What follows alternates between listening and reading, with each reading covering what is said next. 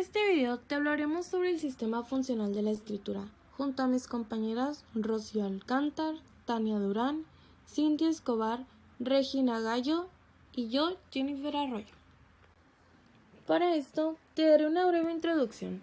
La escritura es un proceso muy complejo cuya estructura psicológica incluye una serie de eslabones, de los cuales ninguno puede estar funcionalmente alterado sin que se vea afectado todo el sistema funcional que sirve de base neurológica al acto de escribir. Enseguida te hablaremos sobre los procesos de la escritura. El análisis auditivo de las palabras. En esta etapa se habla sobre las palabras, ya sean oídas o pensadas, se deben analizar con el sonido que las define entre las demás. Para ello se requiere la colaboración de la región temporal izquierda, la cual es responsable del funcionamiento adecuado de la audición fonémica, el apoyo sinestésico o en articulemas, al igual la audición fonémica, la cual tiene relación con la pronunciación de las palabras. Y siempre se necesitará la secuencia sonora correcta de cada palabra. Esto se puede relacionar con el proceso neurodinámico que facilita el análisis de los sonidos con secuencia en cada palabra. La correspondencia fonema-grafema es la descomposición sonora de la palabra con su apoyo acústico y sinestésico. También es la etapa del proceso que precisa la colaboración de operaciones fisiológicas distintas, propias de las áreas occipitales y parieto-occipitales. El análisis auditivo de las palabras. La correspondencia fonema-grafema es la habilidad para entender que cada letra, o en algunos casos, grupos de letras, se corresponden con un fonema. Cuando consideramos las vocales es bastante sencillo, pues el fonema se oye y corresponde a la letra. Esta segunda etapa no es menos compleja que la primera. Aquí se basa en la descomposición sonora de la palabra, con sus apoyos acústicos y sinestésicos. Realización gráfica o acto motor de escribir. Es la realización gráfica de los sonidos de la palabra en el orden necesario mediante un sistema fluido de movimientos cambiantes muy precisos, que es la base del acto motor de la escritura. Según Luria, cuando se está comenzando a adquirir la habilidad de escribir, cada elemento gráfico necesita de un especial impulso a él dirigido. También, los lóbulos frontales permiten la programación, realización y comprobación del acto motor de la escritura. Zonas cerebrales del proceso de escritura. En el número 1 tenemos el análisis auditivo de las palabras. En esta, la etapa del proceso que precisa la colaboración de operaciones fisiológicas distintas, propias de las áreas occipitales y parieto-occipital. En el número 2, la correspondencia fonema-grafema, región temporal izquierda, encargada del funcionamiento de la audición fonémica. Y en el número 3, la realización gráfica o actor motor de escribir. Este sistema incluye las áreas inferiores de la zona promotora del córtex y los lóbulos frontales, que permiten la programación, realización y comprobación del actor motor de la escritura mediante el aceptor de la acción. Planificación del mensaje. Dentro de la escritura, uno de los procesos que influyen para la realización de esta es la planificación del mensaje, la cual está basada en la construcción de ideas y conceptos que se van a transmitir, interviniendo los procesos lingüísticos, los que se refieren a lo sintáctico, que están destinados a construir las estructuras que componen las oraciones, y los léxicos encargados de rellenar esas estructuras con las palabras correspondientes. Las 3 etapas que componen el proceso de planificación son: 1. Se genera información sobre el tema que se va a escribir mediante búsqueda en la memoria a largo plazo. 2. Se seleccionan los contenidos más relevantes de entre los recuperados de la memoria.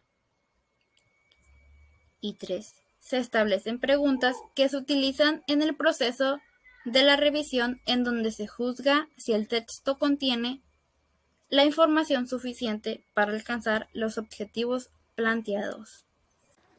Construcción de las estructuras sintácticas. Las reglas sintácticas nos indican cómo decir el mensaje, pero no qué palabras concretas utilizar.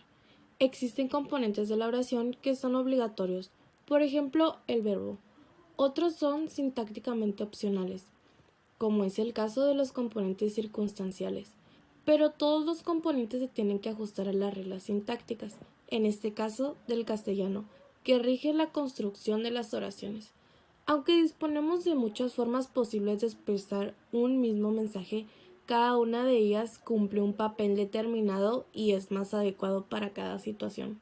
No significa que esté determinada una forma correcta para escribir una oración. Sin embargo, la estructura puede dar de cierta forma protagonismo a cierta palabra dependiendo de su acomodo. A esto se refiere la escritura sintáctica. Las dos funciones sintácticas más conocidas son el sujeto y el predicado. El sujeto es el tema o sujeto del que se habla, quien lo hace, y el predicado es lo que se dice, se comenta o aporta este sujeto, qué acción hace. Las palabras funcionales desempeñan un importante papel en determinar el mensaje de la oración. Por ejemplo, nombre pato. Artículo más nombre, el pato. Artículo más nombre más acción, el pato nada. Artículo más nombre más acción más complemento, el pato nada en la laguna. El orden de las palabras nos indica quién es el sujeto de la oración y quién es el objeto, y un cambio en el orden puede suponer un cambio en el significado del mensaje que se pretende transmitir. Algunos ejemplos de estas son: artículos sirven para señalar o especificar el sustantivo. Preposiciones sirven de nexo entre las diferentes partes de una oración. Adverbios modifican a los verbos, adjetivos y a otros adverbios. Pronombres se determinan en relación con otras que normalmente ya se han nombrado. Y conjunciones tienen la función de unir distintos elementos dentro de la oración. A nivel de oración son importantes estos puntos. Objeto directo es la persona, animal o cosa que recibe la acción realizada por el sujeto. Por ejemplo, María compró flores. Segundo, sujeto indirecto es quien recibe indirectamente la acción realizada por el sujeto. Por ejemplo, María compró flores para su mamá. Y el complemento circunstancial es el complemento del predicado que indica lugar, tiempo o circunstancia en que sucede la acción de la oración. Por ejemplo, María compró flores para su mamá el fin de semana.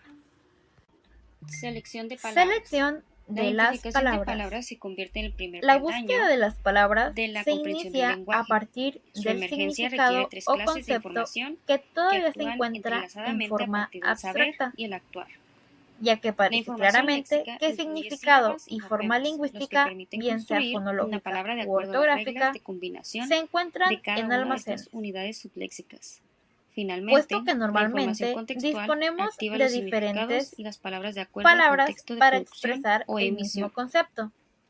Después, Selección de palabras. seleccionamos la La más identificación de adecuada palabras en se función de convierte en el una primer serie de peldaño restricciones de la que comprensión del operan en lenguaje. cada momento. Su emergencia requiere Se 3 trata clases de de un información sistema que común actúan para todas las entrelazadamente a modalidades partir del lingüísticas, saber y el actuar. ya que siempre que La se información utilizan léxica un incluye significado, se sílabas y tiene que morfemas, acceder los que al permiten sistema construir semántico. una palabra de acuerdo a las reglas de combinación. Representación fonológica. Da cuenta de la estructura segmental y la representación ortográfica. Representación sintáctica. Permite asignar el patrón de empleo contextual. Procesos motores. El proceso léxico es la forma ortográfica de palabras, pero no de los movimientos que se representan sobre un papel. ya que si se puede escribir una palabra, puede escribirse en letras mayúsculas, con plastilina o con los dedos de los pies en la arena de la playa. En este caso, los procesos a realizar hasta el nivel de los grafemas serían los mismos que para la escritura, pero a partir de ahí, en vez de hológrafos, habría que recuperar los nombres de las letras y los correspondientes programas del habla para su articulación oral. Estos nombres de letras se retienen en un almacén temporal donde se recuperan los patrones motores del habla, con la finalidad de escribir la palabra en vez de deletrearla, y se seleccionan los halógrafos correspondientes de la memoria a largo plazo. Escritura reproductiva, dictado y copia. Escribir al dictado consiste en pasar de un sonido a unos signos gráficos.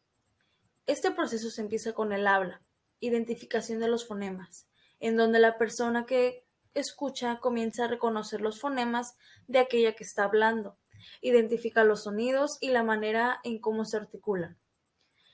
Léxico auditivo. Almacén de palabras orales. Una vez recuperada la pronunciación de la palabra, se consulta en este almacén la representación correspondiente a cada sonido. En el sistema semántico, el significado de las palabras se encuentra aquí. Desde este se activa la forma ortográfica almacenada en el léxico ortográfico. Esta forma ortográfica se retiene en una memoria a corto plazo denominada almacén grafémico o nivel de grafemas, asegurándonos así de entender el significado de lo que estamos escribiendo, y nos garantiza que escribamos correctamente en cuanto a la ortografía, gracias a la utilización del léxico ortográfico. Bases neurológicas de la escritura. La escritura es una actividad compleja, por lo tanto se requiere el funcionamiento del cerebro y más cuando se trata de escritura productiva. Gracias a los conocimientos sobre las bases neurológicas de las actividades cognitivas, que estos son estudios de neuroimagen que permiten observar la actividad del cerebro de personas vivas al realizar cualquier actividad, incluida la escritura. A continuación se describe cada descubrimiento de los autores y en qué consiste. El doctor Exner comprobó en 1881 que las lesiones en las zonas posteriores de la segunda circunvolución frontal izquierda, área 6, producían alteraciones en la escritura a mano. De Gerine, el autor que en 1891 comprobó que las lesiones de la circunvolución angular, área 39, producían alteraciones en la ortografía.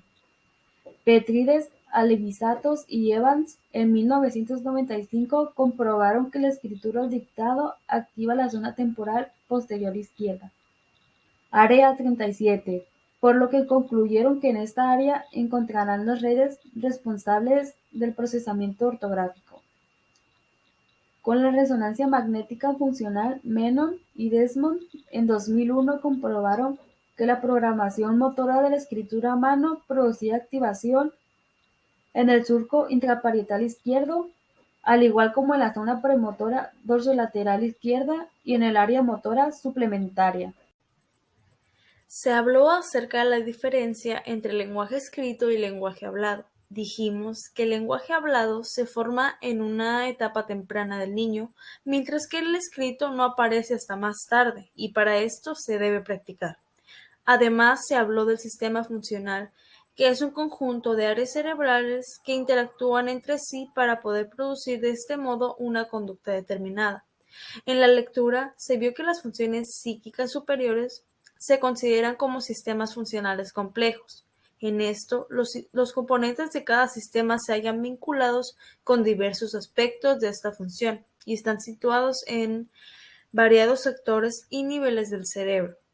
Para finalizar, se dice que el proceso de la escritura se realiza normalmente solo si se preserva la integridad del conjunto de las zonas cerebrales, que componen un sistema funcional altamente diferenciado, cumpliendo cada componente una función específica.